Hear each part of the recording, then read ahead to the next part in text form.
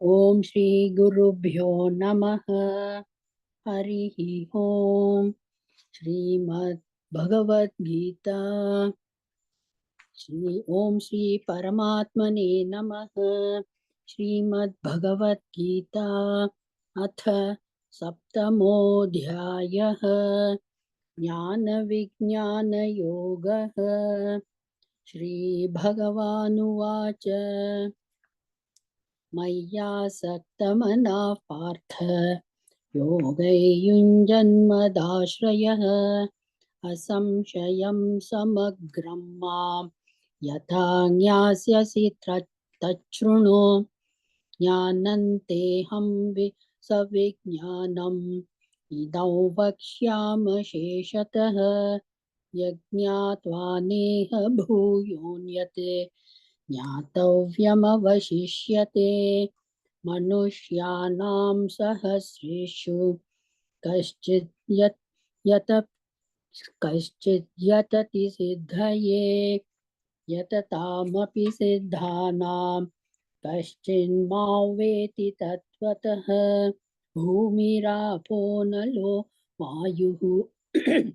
खं मनो बुद्धिरेव च अहंकार इति अम्मे भिन्ना प्रकृतिरष्टधा। अपरेयमितस्त्वन्यां प्रकृतिं विद्धि मे परां जीवभूतां महाबाहो ययेदन्धार्यते जगत्। एतद्योनीनि भूतानि सर्वाणीत्युपधारय अहं कृत्स्नस्य जगतः प्रभवः प्रलयस्तथा मत्तः परतरं नान्यत् किञ्चिदस्ति धनञ्जय। मयि सर्वमिदं प्रोक्तं सूत्रे मणिगणा इव रसोऽहमप्सु कौन्तेय प्रभास्मि शशिसूर्ययोः। प्रणवः सर्ववेदेषु शब्दः खे पौरुषं नृषु पुण्यो गन्धः पृथिव्यां च तेजश्चास्मि विभावसौ। जीवनं सर्वभूतेषु तपश्चास्मि तपस्विषु बीजं मां सर्वभूतानां विद्धि पार्थ सनातनम्। बुद्धिर्बुद्धिमतामस्मि तेजस्तेजस्विनामहम् बलं बलवतां चाहं कामरागविवर्जितं धर्माविरुद्धो भूतेषु कामोऽस्मि भरतर्षभ। ये चैव सात्विका भावाः राजसास्तामसाश्च ये मत्त एवेति तान् विद्धि न त्वहन्तेषु ते मयि त्रिभिर्गुणमयैर्भावैः येभिः सर्वमिदं जगत् मोहितन्नाभिजानाति मामेभ्यः परमव्ययम्। दैवी ह्येषा गुणमयी मम माया दुरुत्यया मामवेये प्रपद्यन्ते मायामेतान्तरन्ति ते। न मां दुष्कृतिनो मूढाः प्रपद्यन्ते नराधमाः माययापहृतज्ञानाः आसुरं भावमाश्रिताः। चतुर्विधा भजन्ते मां जनाः सुकृतिनोऽर्जुन आर्तो जिज्ञासुरर्तार्थी ज्ञानी ज्ञानी च भरतर्षभ। तेषां ज्ञानी नित्ययुक्तः एकभक्तिर्विशिष्यते प्रियो हि ज्ञानिनोत्यर्थम् अहं स च मम प्रियः। उदारा सर्व एवैते ज्ञानी त्वात्मैव मे मतम् आस्थितः स हि युक्तात्मा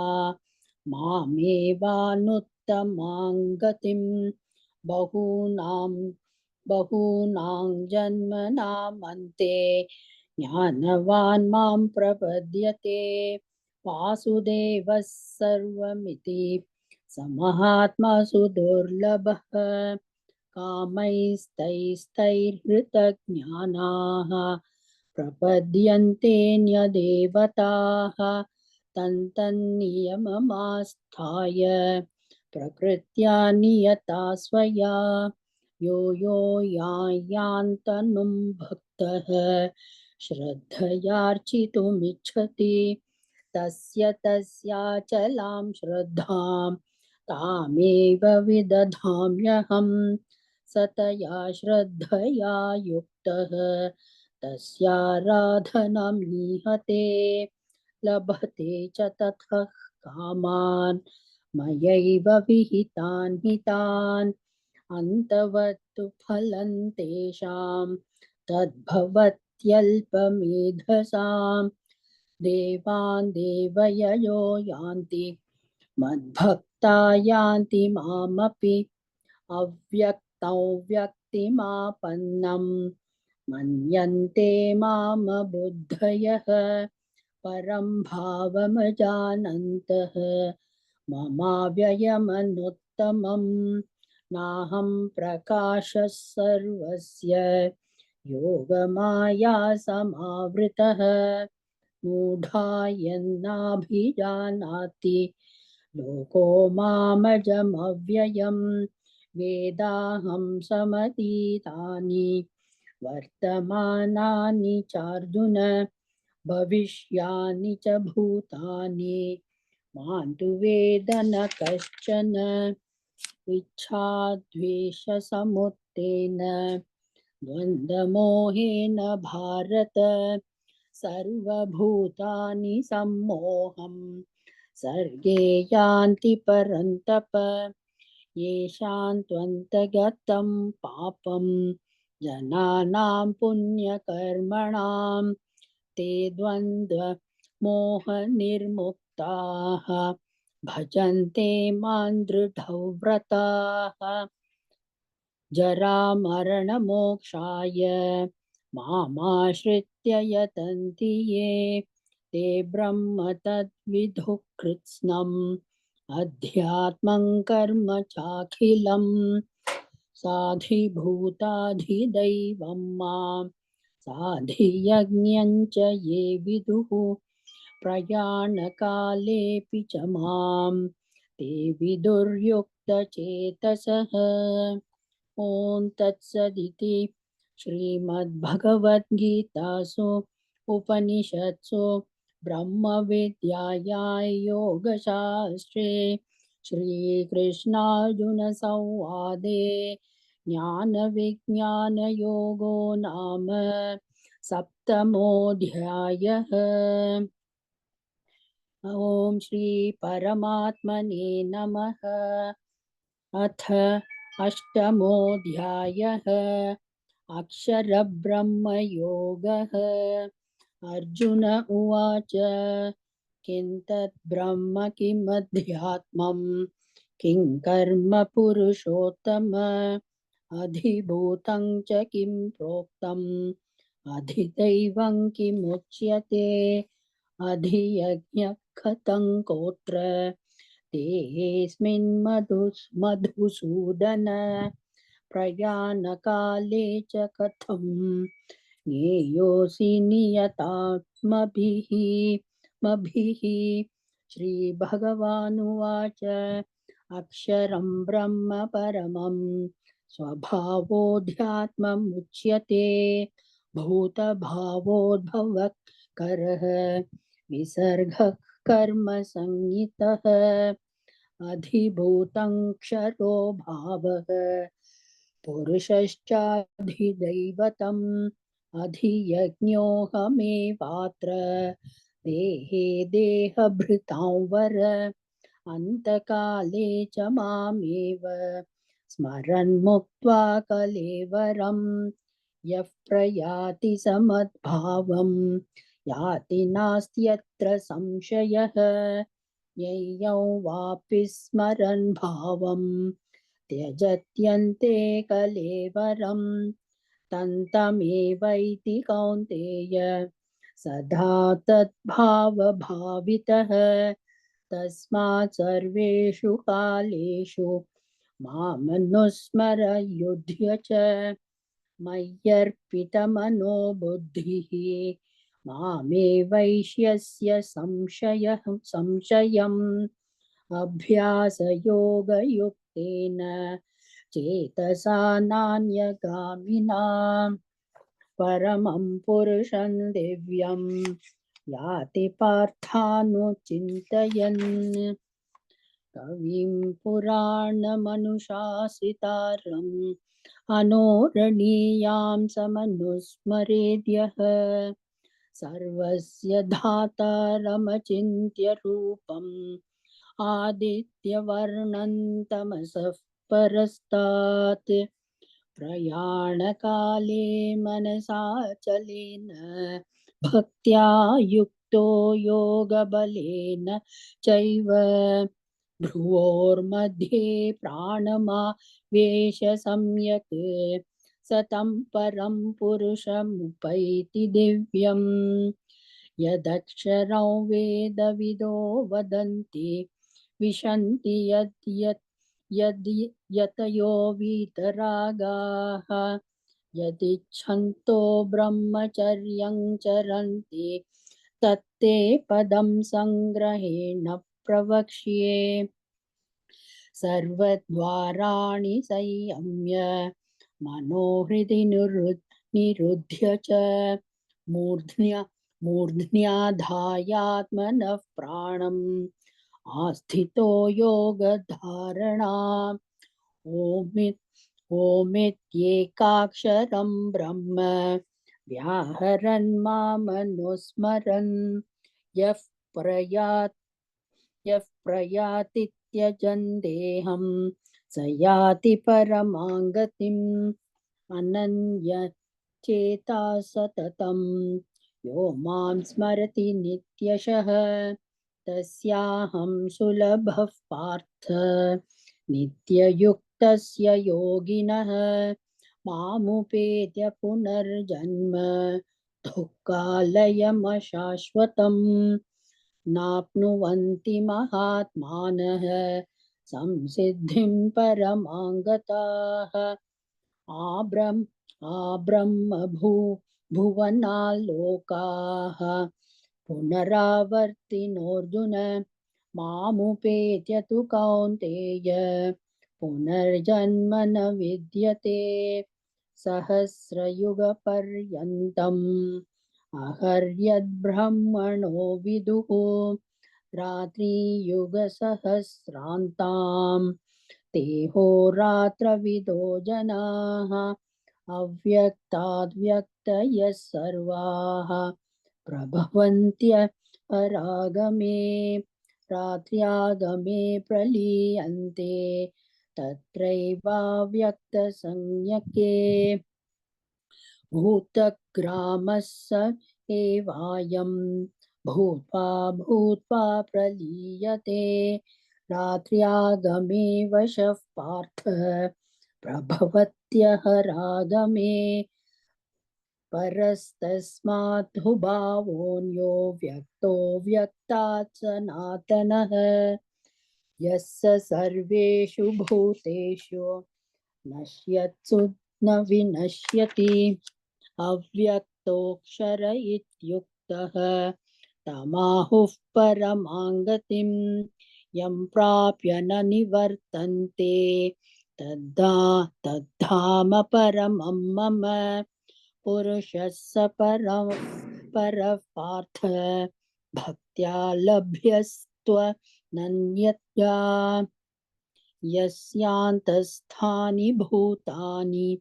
येन सर्वमिदं ततं यत्र काले आवृत्तिं चैव योगिनः प्रयाता यान्ति तं कालं वक्ष्यामि भरतर्षभ। अग्निर्ज्योतिरः शुक्लः षण्मासा उत्तरायणम् तत्र प्रयाता गच्छन्ति ब्रह्म ब्रह्मविदो जनाः। धूमो रात्रिस्तथा कृष्णः षण्मासा दक्षिणायनम् तत्र चान्द्रमसं ज्योतिः योगी प्राप्य विनिवर्तते। शुक्लकृष्णे गतिह्येते जगतः शाश्वते मते एकया यात्यनावृत्तिम् अन्यया वर्तते पुनः। नैते श्रुति पार्थ जानन् योगी मुह्यति कश्चन। तस्मात् सर्वेषु कालेषु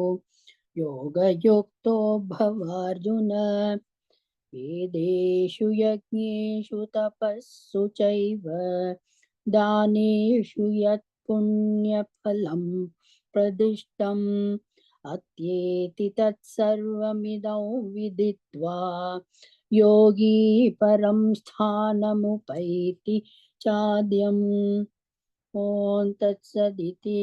श्रीमद्भगवद्गीतासु उपनिषत्सु ब्रह्मविद्यायां योगशास्त्रे श्रीकृष्णार्जुनसंवादे अक्षरब्रह्मयोगो नाम अष्टमोऽध्यायः। ॐ श्री परमात्मने नमः। अथ नवमोऽध्यायः। राजविद्या राजगुह्ययोगः। श्रीभगवानुवाच इदं तु ते गुह्यतमं प्रवक्ष्याम्यनसूयत्वे ज्ञानौ विज्ञानसहितं यज्ञात्वा मोक्ष्यसे शुभात्। राजविद्या राजगुह्यं पवित्रमिदमुत्तमं प्रत्यक्षावगमं धर्म्यं सुसुखं कर्तुमव्ययम्। अश्रद्धधाना पुरुषाः धर्मस्यास्य परन्तप अप्राप्य मां निवर्तन्ते मृत्युसंसारवर्त्मनि। मया तदमिदं सर्वं जगदव्यक्तमूर्तिना मत्स्थानि सर्वभूतानि न चाहन्तेष्वस्थितः न च मत्स्थानि भूतानि पश्य मे योगमैश्वरम्। भूतभृन्न च भूतस्थः ममात्मा भूतभावनः यथाकाशस्थितो नित्यं वायुः सर्वत्र गोमहान्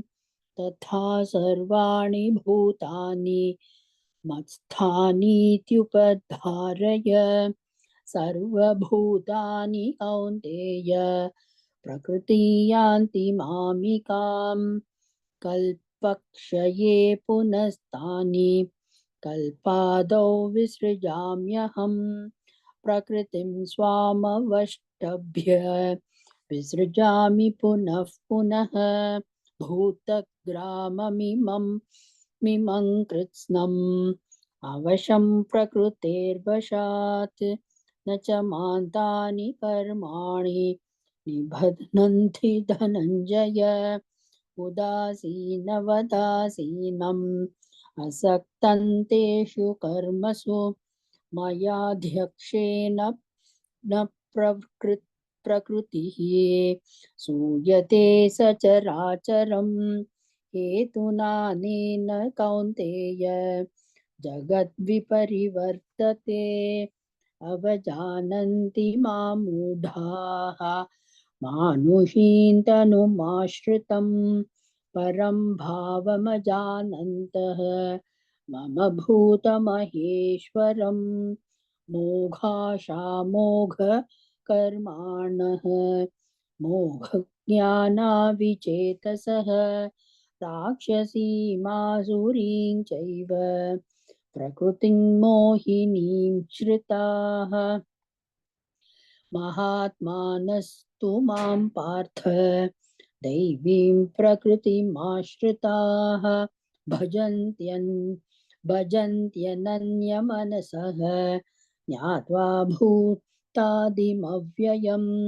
सततं कीर्तयन्तो मां यतन्तश्च दृढव्रताः नमस्यन्तश्च मां भक्त्या नित्ययुक्ता उपासते ज्ञानयज्ञेन चाप्यन्ये यजन्तो मामुपासते एकत्वेन पृथक्त्वेन बहुधा विश्वतो मुखम् अहं क्रतुरहं यज्ञः स्वधाहमहमौषधम् मन्त्रोऽहमहमेवाज्यम् अहमग्निरहं हुतं पिताहमस्य जगतः माता धाता पितामहः वेद्यं पवित्रमोङ्कारः ऋक्सामयजुरेव च गतिर्भर्ता प्रभुः साक्षी निवासः शरणं सुहृत् प्रभवः प्रलयस्थानं निधानं बीजमव्ययं तपाम्यहमहं वर्षं निगृह्णाम्युत्सृजामि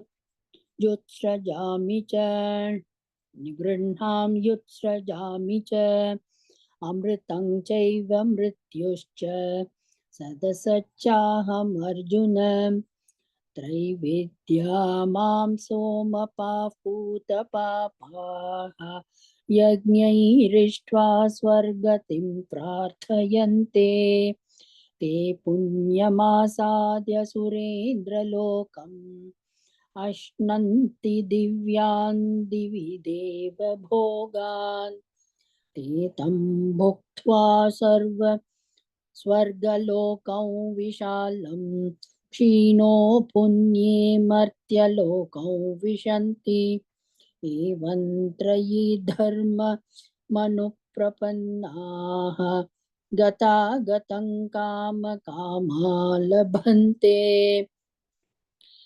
अनन्या चिन्तयन्तो मां ये जनाः पर्युपासते तेषां नित्याभियुक्तानां योगक्षेमं वहाम्यहम् येऽप्यन्यदेवता भक्ताः यजन्ते श्रद्धयान्विताः तेऽपि मामेव कौन्तेय यजन्त्यविधिपूर्वकम् अहं हि सर्वयज्ञानां भोक्ता च प्रभुरेव च न तु मामभिजानन्ति तत्त्वेनातश्च्यवन्ति ते यान्ति देवव्रता देवान् पितॄन् यान्ति पितृव्रताः भूतानि यान्ति भूतेज्याः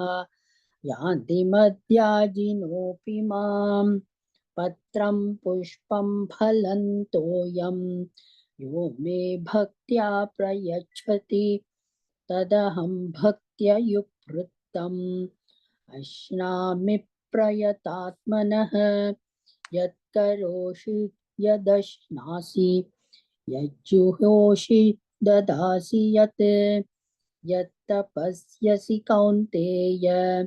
तत्कुरुष्व मदर्पणम् शुभाशुभफलैरेवं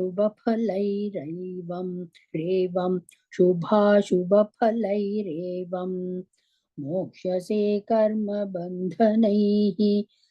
संन्यासयोगयुक्तात्मा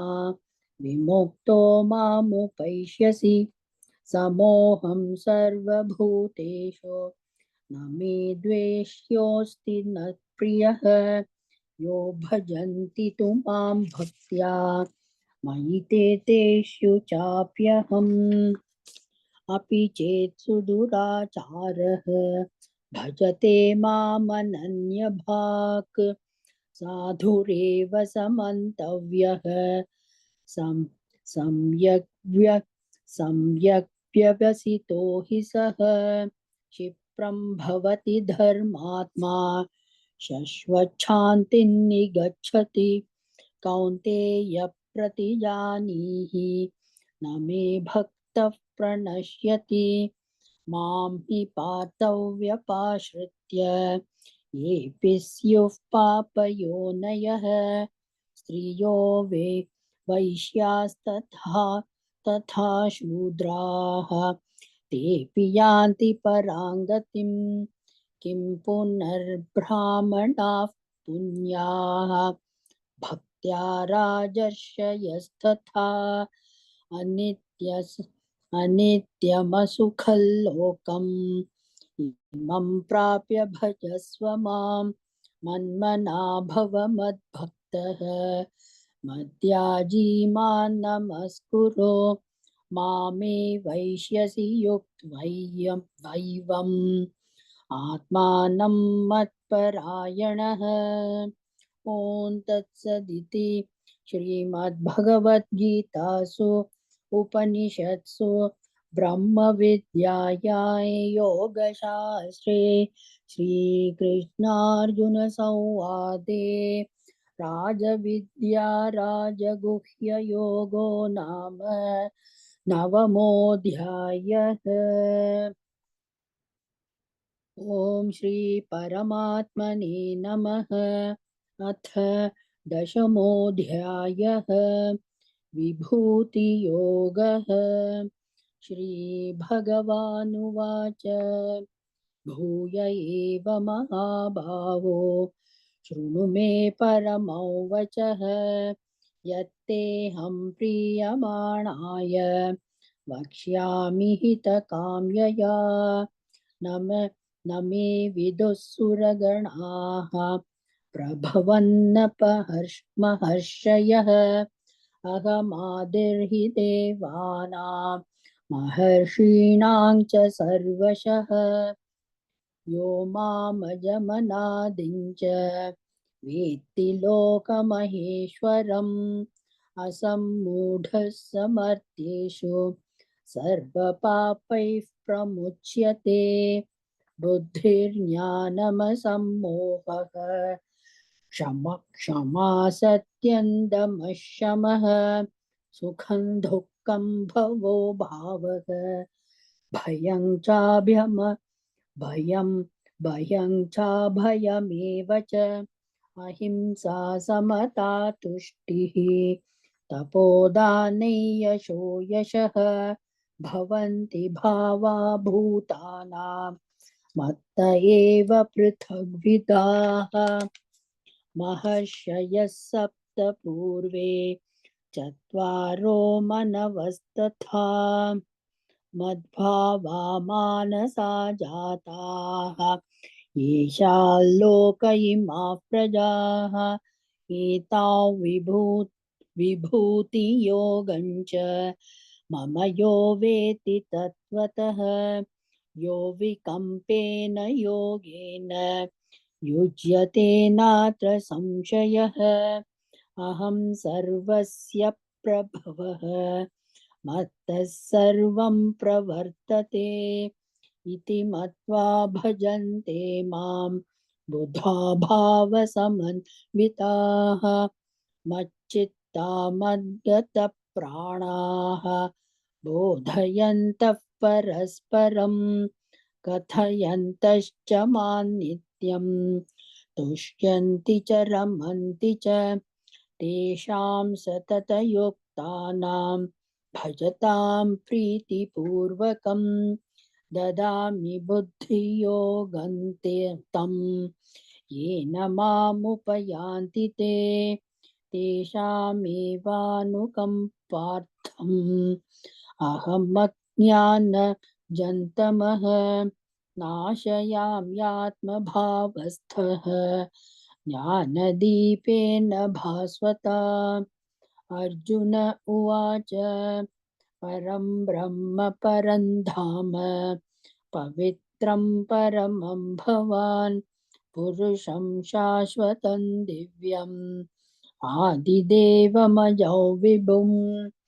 आहुस्त्वामर्षयः सर्वे देवर्षिर्नारदस्तथा असितो देवलो व्यासः स्वयं चैव ब्रवीषि मे सर्वमेतदृतं मन्ये यन्मां वदसि केशव न हि ते भगवन् व्यक्तिं विदुर्देवानदानवाः स्वयमेवात्मनात्मानं वेत्थत्वं पुरुषोत्तम भूतभावन भूतेश देवदेव जगत्पते वक्तुमर्हस्य शेषेण दिव्या ह्यात्मविभूतयः याभिर्विभूतिभिर्लोकान् इमां त्वं वाप्य तिष्ठसि कथं विद्यामहै योगिन् त्वां सदा परिचिन्तयन् केषु केषु च भावेषु चिन्त्योऽसि भगवन्मया विस्तरेणात्मनो योगं विभूतिं च जनार्दन भूय कथय तृप्तिर्हि शृण्वतो नास्ति मे मृतम्। श्रीभगवानुवाच अन्तते कथयिष्यामि दिव्या ह्यात्मविभूतयः प्राधान्यतः कुरु श्रेष्ठ नास्त्यन्तो विस्तरस्य मे अहमात्मा गुडाकेश सर्वभूताशयस्थितः अहमादिश्च मध्यं च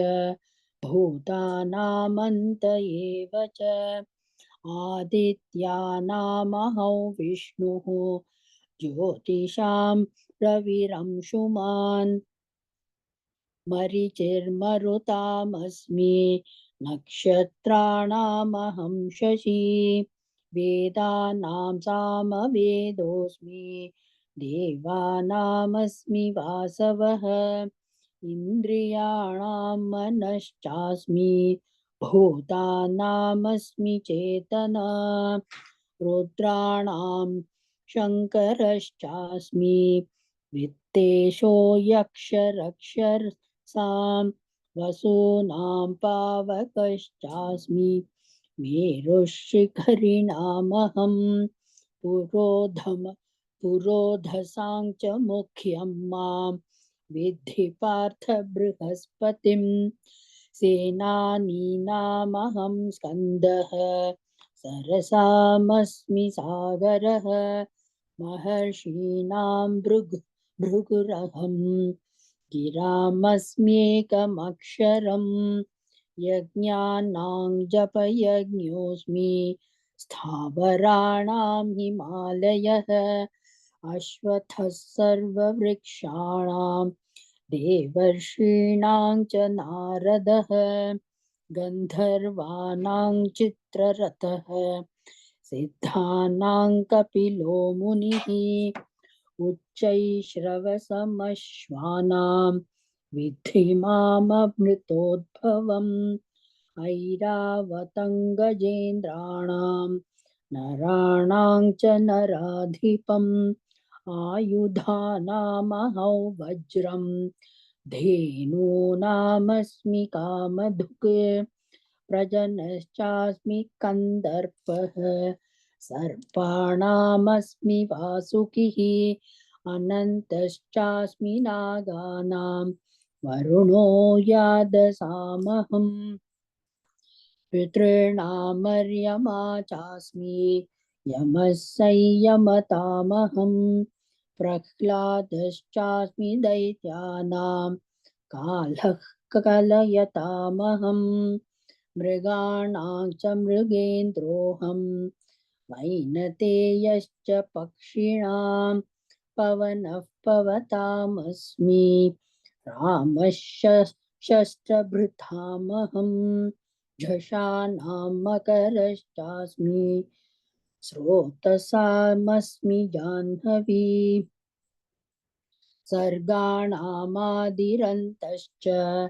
मध्यं चैवाहमर्जुन अध्यात्मविद्या विद्यानां वादः प्रवदतामहम् मकारोऽस्मि द्वन्द्वः सामसिकस्य च अहमेवाक्षयः कालः धाताहं विश्वतो मुखः मृत्युः सर्वहरश्चाहम् उद्भवश्च भविष्यतां कीर्तिश्रीर्वाक् च नारीणां स्मृतिर्मेधा धृतिः क्षमा बृहत्साम तथा साम्नां गायत्री छन्दसामहं मार्गशीर्षोऽहं ऋतूनाङ्कुसुमाकरः द्यूतं छलयतामस्मि तेजस्तेजस्विनामहं जयोऽस्मि व्यवसायोऽस्मि सत्त्वं सत्त्ववतामहं वृष्णीनां वासुदेवोऽस्मि पाण्डवानां धनञ्जयः मुनीनामप्यहं व्यासः कवीनामुशना कविः दण्डो दमयतामस्मि नीतिरस्मि जिगीषतां मौनं चैवास्मि गुह्यानां ज्ञानं ज्ञानवतामहं यच्छापि सर्वभूतानां बीजं तदहमर्जुन न तदस्ति विना यत् स्यात् मया भूतं चराचरं नान्तोऽस्ति मम दिव्यानां विभूतीनां परन्तप येष तु देशतः प्रोक्तः विभूतेर्विस्तरो मया यद्यद्विभूति मत्सत्त्वं श्रीमदुर्जितमेव वा तत्तदेवावगच्छत्वं मम तेजोंश संभवम् अथवा बहुनैतेन किं ज्ञातेन तवार्जुन विष्टभ्याहमिदं कृत्स्नम् एकांशेन स्थितो जगत् ॐ तत्सदिति श्रीमद्भगवद्गीतासु उपनिषत्सु ब्रह्मविद्यायां योगशास्त्रे श्रीकृष्णार्जुनसंवादे विभूतियोगो नाम दशमोऽध्यायः।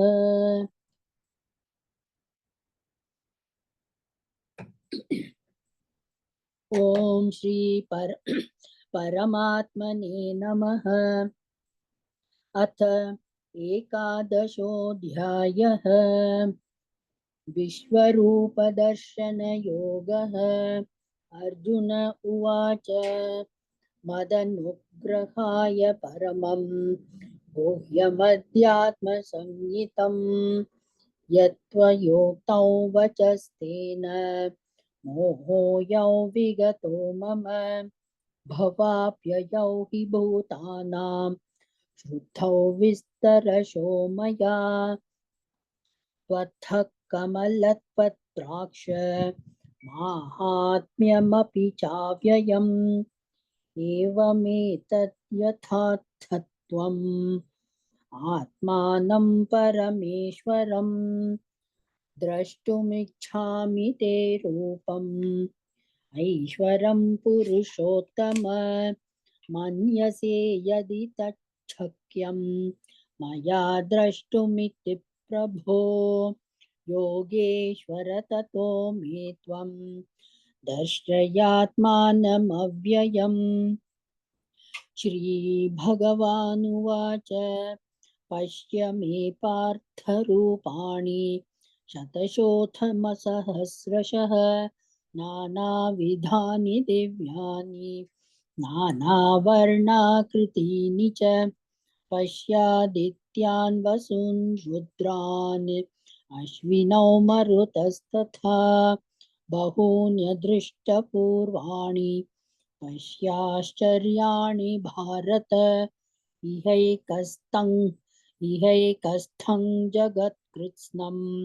पश्याद्य सचराचरं मम देहे गुडाकेश यच्चान्यद्द्रष्टुमिच्छसि न तु मां शक्यसे द्रष्टुम् अनेनैव स्वचक्षुषा। दिव्यं ददामि ते चक्षुः पश्य मे योगमैश्वरम्। सञ्जय उवाच एवमुक्त्वा ततो राजन् महायोगेश्वरो हरिः दर्शयामास पार्थाय परमं रूपम् परमं रूपमैश्वरम् अनेकवक्त्रनयनम् अनेकाद्भुतदर्शनम् अनेकदिव्याभरणम् दिव्यानेकोद्यतायुधम् दिव्यमाल्याम्बरधरम् दिव्यगन्धानुलेपनम् सर्वाश्चर्यमयं देवम् अनन्तौ विश्वतोमुखं दिवि सूर्यसहस्रस्य भवेद्युगपदुत्थिता यदि भासदृशी सा स्याद् भासस्तस्य महात्मनः तत्रैकस्थं जगत्कृत्स्नं प्रविभक्तमनेकधा अपश्यद्देवदेवस्य शरीरे पाण्डवस्तदा। ततः स विस्मयाविष्टः हृष्टरोमा धनञ्जयः प्रणम्य शिरसा देवं कृताञ्जलिरभाषत। अर्जुन उवाच पश्यामि देवांस्तव देवदेहे सर्वांस्तथा भूतविशेषसङ्घान् ब्रह्मानमीशं कमलासनस्थं ऋषींश सर्वानुरगांश दिव्यान् अनेकबाहूदरवक्त्रनेत्रं पश्यामि त्वां सर्वतोऽनन्तरूपं नान्तन्न मध्यन्न पुनस्तवादिं पश्यामि विश्वेश्वर विश्वरूप। किरीटिनं गदिनं चक्रिणं च तेजो राशिं सर्वतो दीप्तिमन्तं पश्यामि त्वां दुर्निरीक्ष्यं समन्ताद् दीप्तानलार्कद्युतिमप्रमेयम् त्वमक्षरं परमौ वेदितव्यं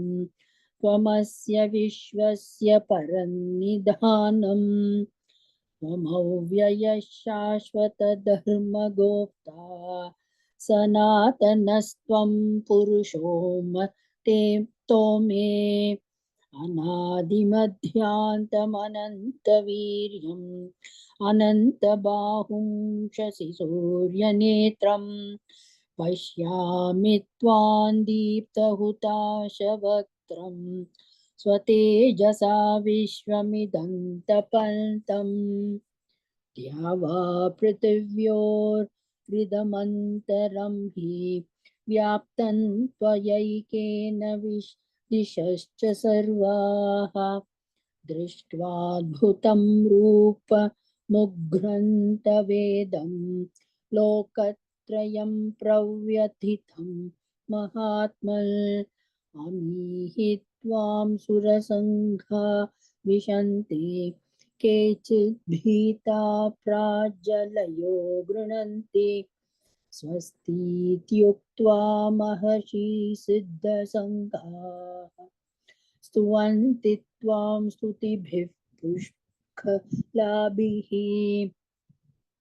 रुद्रादित्या वसवो ये च साध्याः विश्वेश्विनोत्मरुतश्चोष्मपाश्च गन्धर्वयक्षासुरसिद्धसङ्घाः वीक्षन्ते त्वां विस्मिताश्चैव सर्वे रूपं महत्ते बहुवक्त्रनेत्रं महाबाहो बहुबाहुरुपादं बहुदरं बहुदंष्ट्राकरालं दृष्ट्वा लोकाः प्रव्यथितास्तथा नभस्पृशन् दीप्तमनेकवर्णं व्याताननन्दीप्तविशालनेत्रम् तान्तरात्मा धृतिं न विन्दामि शमं च विष्णो दंष्ट्राकरालानि च ते मुखानि दृष्ट्वैव कालानलसन्निभानि दिशो न जाने न लभे च शर्म प्रसीद देवेश जगन्निवास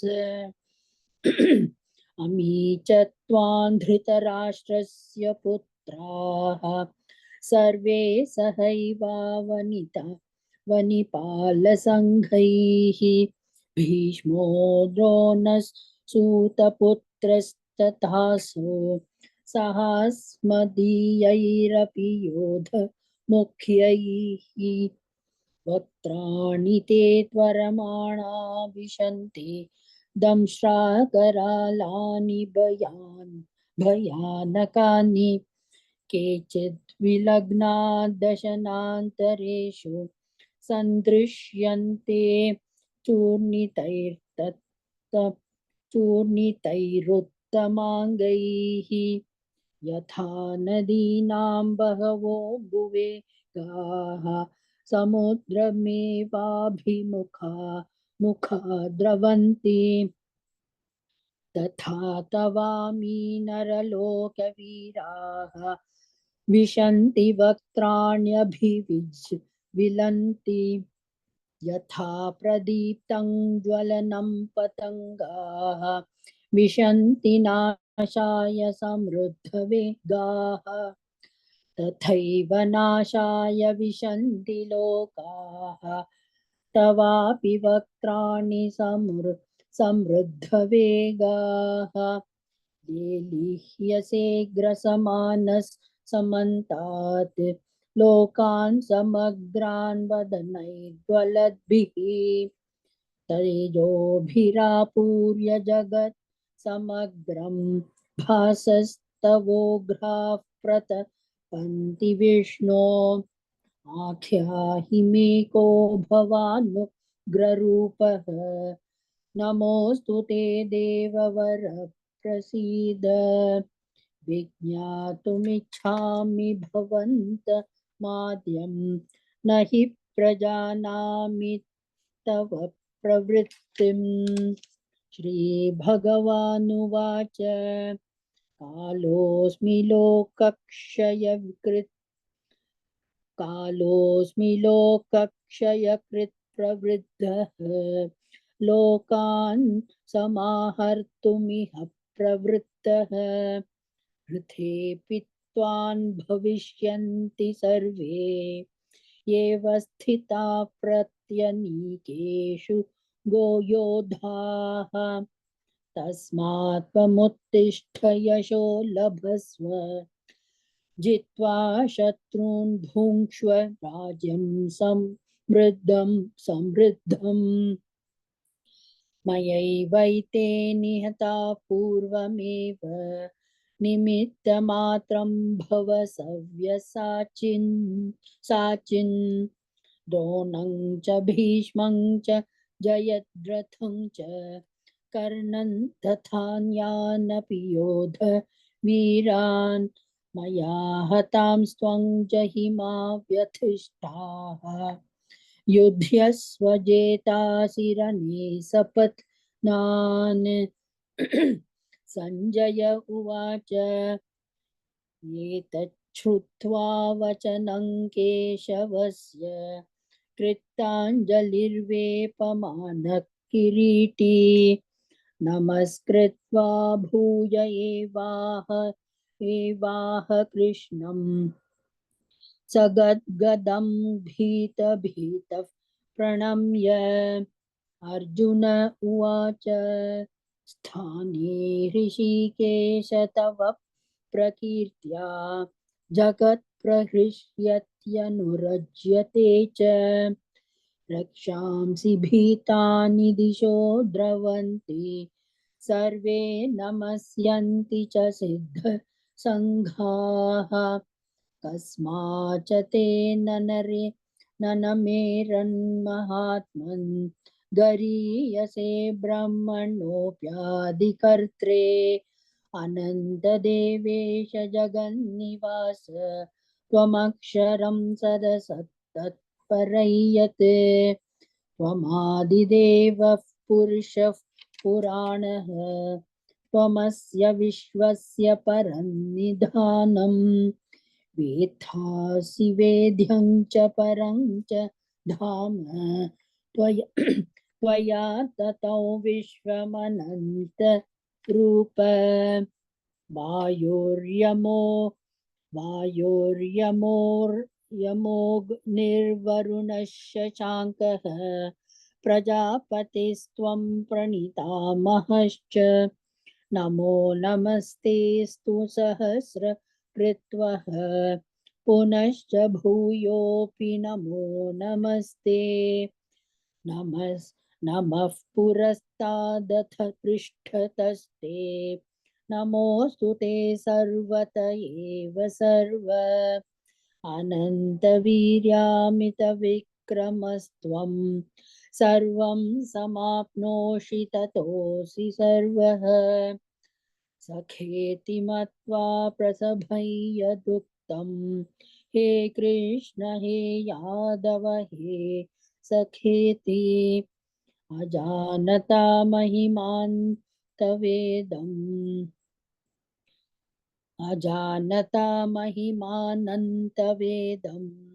मया प्रमादत् प्रणयेन वापि यच्छावहासार्थमसत्कृतोऽसि विहारशय्यासनभोजनेषु एकोऽथवाप्यच्युत तत्समक्षं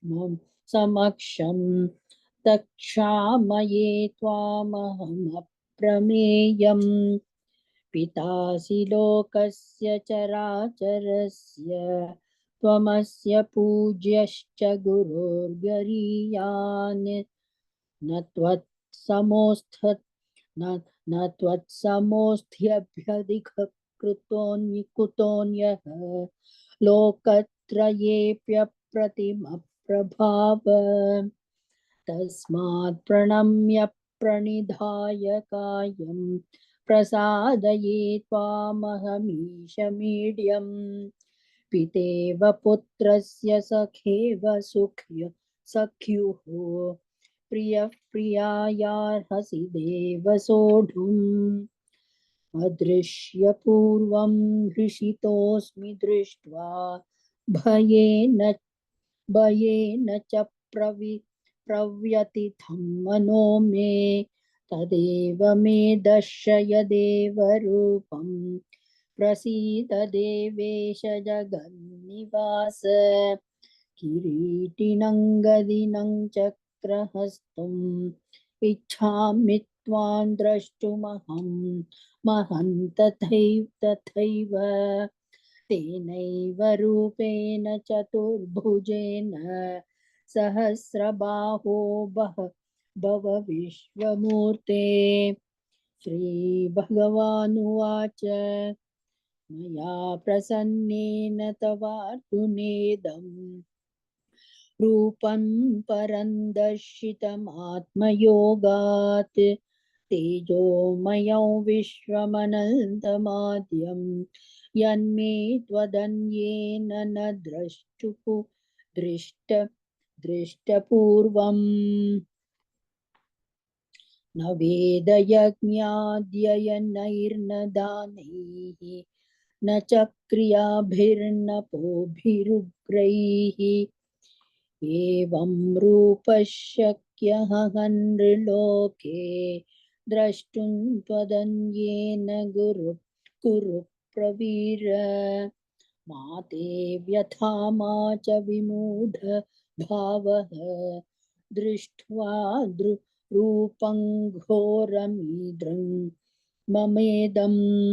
व्यापेतभिः प्रीतमनाः पुनस्त्वं तदेव मे रूपमिदं प्रपश्य संजय उवाच इत्यर्जुनौ वासुदेवस्तथोक्त्वा स्वकं रूपं दर्शयामास भूयः आश्वासयामास च भीतमेनं भूत्वा पुनः सौम्य वपुर्महात्मा अर्जुन उवाच दृष्ट्वेदं मानुषं रूपं तव सौम्यं जनार्दन इदानीमस्मि संवृत्तः सचेता प्रकृतिं गतः श्रीभगवानुवाच सुदुर्दर्शमिदं रूपं दृष्ट्वा नसि यन्मम देवाप्यस्य रूपस्य नित्यं दर्शनकाङ्क्षिणः नाहं वेदैर्न तपसा न दानेन न चेज्यया शक्य एवं विधो दृष्ट्वा नसि मायथा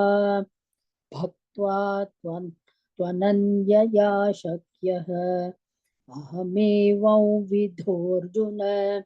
ज्ञातुं द्रष्टुं च तत्त्वेन प्रवेष्टुं च परन्तप मत्कर्म मत्परमः मद्भक्तः सङ्गवर्जितः निर्वैरः सर्वभूतेषु यः स मामेति पाण्डव। ॐ तत्सदिति श्रीमद्भगवद्गीतासु उपनिषत्सु ब्रह्मविद्यायां योगशास्त्रे श्रीकृष्णार्जुनसंवादे विश्वरूपदर्शनयोगो नाम एकादशोऽध्यायः।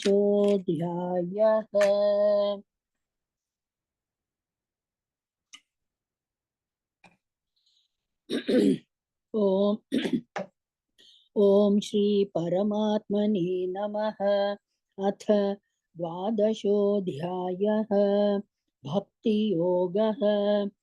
अर्जुन उवाच एवं सततयुक्ता ये भक्तास्त्वां पर्युपासते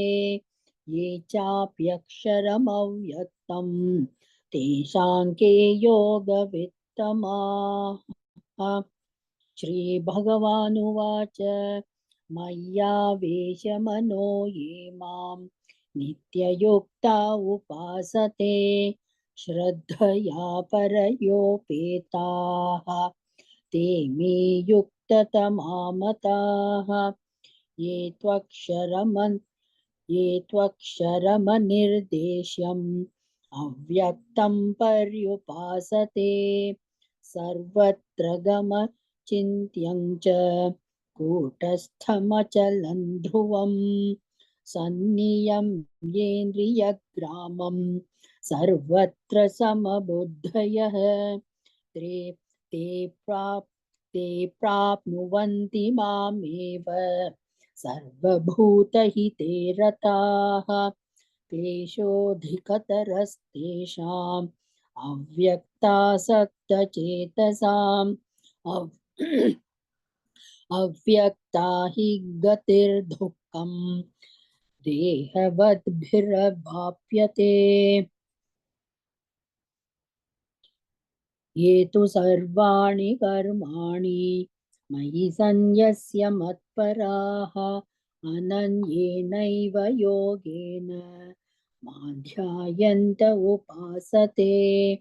तेषामहं समुद्धर्ता मृत्युसंसारसागरात् भवामि न चिरात् पार्थ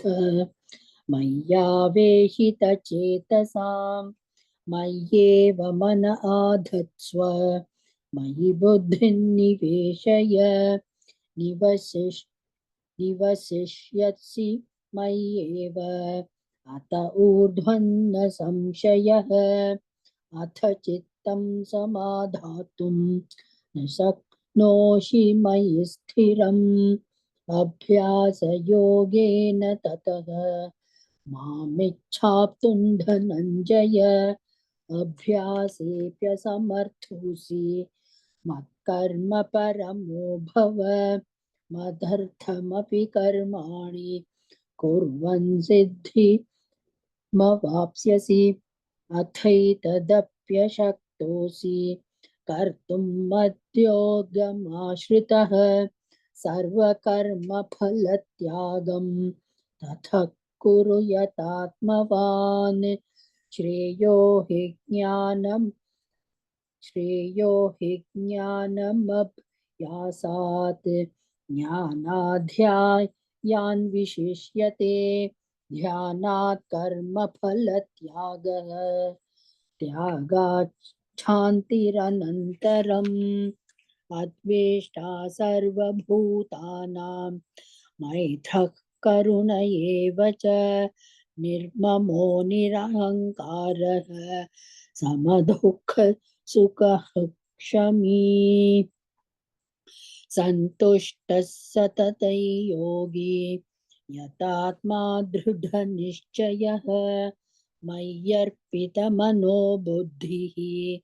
यो मद्भक्तः स मे प्रियः यस्मान्नो द्विजते लोकान्नो द्विजते च यः हर्षामर्षभयोद्वेगैः मुक्तो यस्य च मे प्रियः अनपेक्षः शुचिर्दक्षः उदासीनो गतव्यथः सर्वारम्भपरित्यागी योगमद्भक्तः स मे प्रियः यो न हृष्यति न द्वेष्टि न शोचति न काङ्क्षति शुभाशुभपरित्यागी भक्तिमान् यः स मे प्रियः समशत्रौ च मित्रे च तथा मानापमानयोः शीतोष्णसुखदुःखेषु समसङ्गविवर्जितः तुल्यनिन्दास्तुतिर्मौनी सन्तुष्टो येन केनचित् अनिकेतस्थिरमतिः भक्तिमान् मे प्रियो नरः ये तु धर्म्यामृतमिदं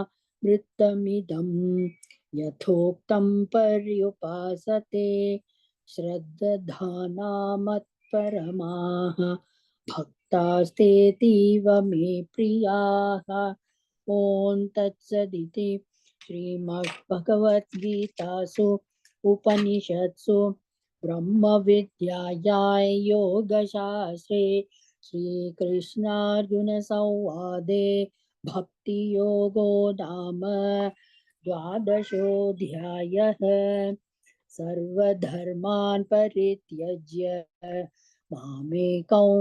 मामेकं शरणं व्रज अहं त्वा सर्वपापेभ्यः मोक्षयिष्यामि मा शुचः। ॐ सर्वं कृष्णार्पणमस्तु।